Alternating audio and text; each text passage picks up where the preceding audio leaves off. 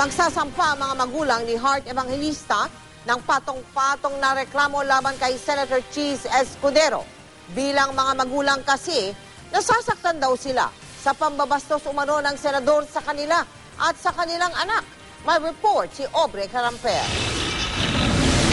Pinaplano raw ng mga magulang ni Hart Evangelista na sina Cecil at Ray Ong Pauco na maghain ng mga criminal at civil complaint laban sa boyfriend ng kanilang anak na si Senator Cheese Escudero. Libel complaint dahil sa pagsasabi raw ni Cheese na naiipit lamang siya sa gulo ng pamilya, pero sa katunayan, siya ang dahilan ng gulo. Pangalawa ay criminal complaint for incriminating an innocent person. At pangatlo ay ang civil complaint dahil inistorbo raw ng senador ang kanilang pribadong buhay. Nagsasalita raw sila ngayon hindi para manira at hindi rin daw nila minamaliit ang senador. Sinasabi lang daw nila ang kanilang experience at bilang magulang ay nasasaktan daw sila sa pamabastos ni Escudero. I don't mean to cause their family pain. It's just that we were really, we are suffering now because of the way his actions have been towards our family. Naniniwala rin silang ang mga sinasabi at mga statements na pinapalabas ni Hart ay pinifeed lamang sa kanya dahil kayang-kayang kontrolin ang kanilang anak. We really don't have a problem with Hart. We have never had a problem with Hart. Never. We're very, very close.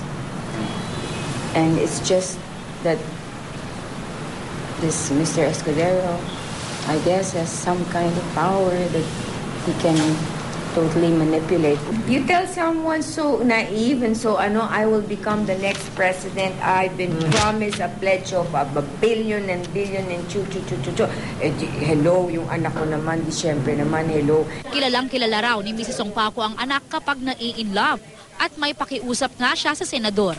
If he thinks that my daughter is in love with him, she's in love with him, she has this pattern and that's how it is. There's nothing we can do. She's like that. She is treating him in the same exact way as she has treated all her former boyfriends. I simply wish he could find someone his own age, and as they say,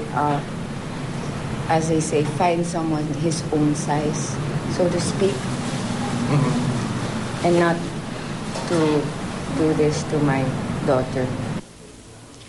Nag-text daw si Hart sa kanyang ama pero nasaktan daw si Mr. Ong Pauco sa mga sinabi nito, lalo't may karamdaman daw ito. You've done all these things to me, but your father does not deserve this. No, he does not.